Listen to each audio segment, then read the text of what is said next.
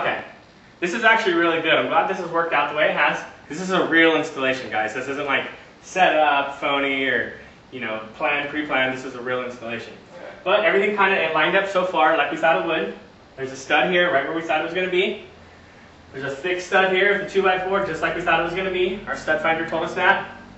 But we thought there was going to be a gas line because there's a gas gate, there's the gas valve down here.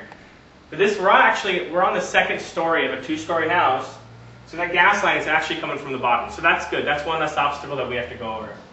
So now we've got this stud and this bank of studs right here. What we're going to do, make sure when you guys take out your drywall that you take it out in one piece, just like this, okay?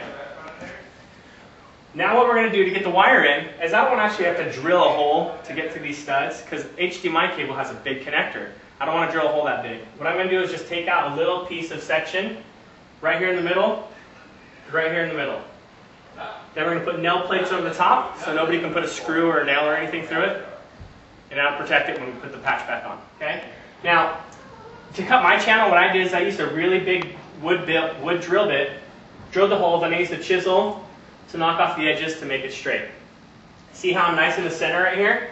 That's going to allow me to run my wire here in the center, put a nail plate over the top, and still have room to screw my patch back on.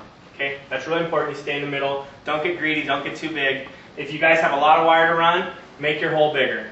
And make your hole bigger and make your notch longer. You don't want to go much deeper than an inch. About an inch is about where you want to stay. So if you got a lot more wire to run, you might have to make 2 holes or maybe 2 channels, whatever you got to do. But don't go too deep. Okay, we don't want to mess the integrity of this wall. I'm going to take my glow rod. I'm going to push it. Well, I don't want to scratch the ceiling, so I'm going to go from the bottom up.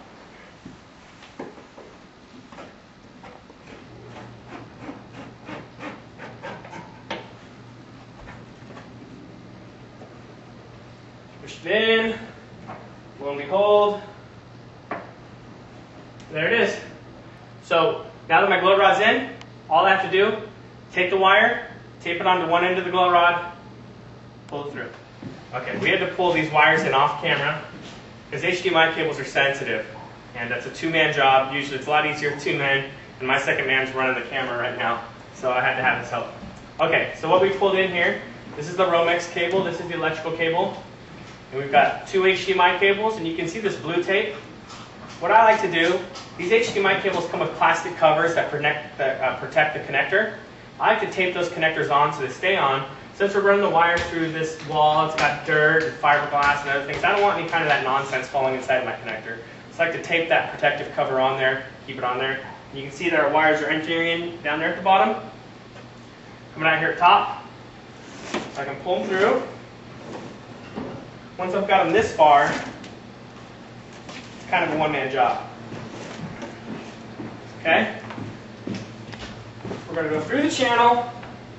We're going to come out here at the top.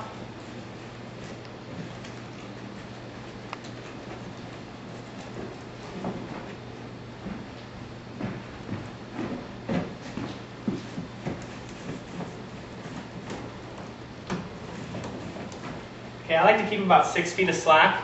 That way you've got plenty of slack to put the wire anywhere you need to go. I can push this slack back down to the bottom. Okay? Now, all I have to do is lay this wire inside this channel. I'm going to take some nail plates. This is a nail plate. This is going to protect my wire so that it's in there so nobody accidentally sticks a screw or a nail through it or anything like that. Once my wire is laid down straight in this channel, put on the nail plate.